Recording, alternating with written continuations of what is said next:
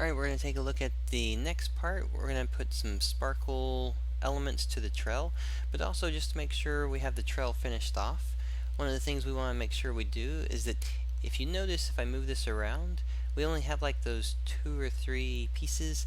We could increase the rate of it, which would be fine. It would create the long tail.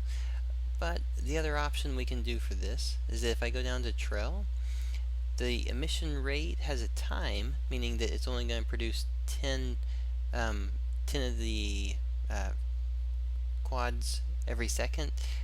What I want to do though instead of that is actually create distance. So based on distance, I'm creating a constant 10 between where I'm at and where I'm going. So that means that when I move it this time, I'm actually moving, and it's going to be creating all 10 of those within that area to keep the trail behind it. Alright, so be sure that on your trail, make sure that you have the rate 10 distance set. And then on this one to make the spark, let's go ahead and just select the spark, Control D to make a copy of it. And then let's just kind of change the properties of this sparkle to work with the trail. So we'll rename this. We'll just call this one trail and sparkle on it. Or actually, here we'll do it this way. We'll do sparkle trail. Alright, so for the sparkle trail, let's go ahead and work over the parts. We're going to leave that same piece going from it right here, but what we want to do is make sure that we have a couple of the main parts set for it. One is going to be simulation space. Let's make sure instead of local we change it to world. We want to make sure it still feels like the rest of it, so the size and the speed and all those things will leave the same as what the other one is. If you go down into the emission part, we don't want time, we want it to be the same as our trail, so we want to make sure we do distance on it, that way it follows with it. The shape, we still want sphere, we still want 0.2 set for it, so that's fine. Let's double check that our color, yeah, and that's fine with the fading in, fading back out. And let's double check on our size over lifetime, just a curve going over. Alright, so this works pretty well for us.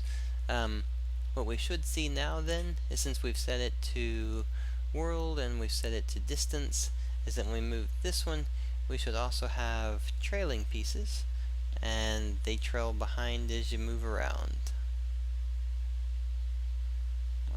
Alright.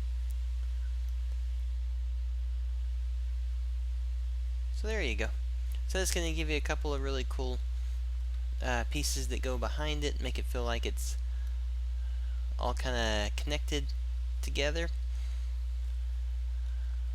So the last part, when it comes to the pieces coming off, these little sparkles right here, we left it at 10 for the rate, but if you want to increase it a little bit here, just to double check, if you want it to feel a little bit extra hot, or if it's supposed to feel like it's really flaming, then you could definitely, like this for instance, I've just taken it up to 50 for the rate. That way there's a few more pieces coming off of it.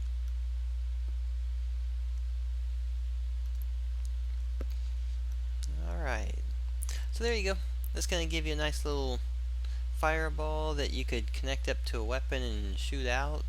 It could be something that flies around. You could add some physics to it, have it falling down, and that'll finish off our fireball for us. I'm going to go ahead and just left click and drag the fireball. Let's make sure we have our position set.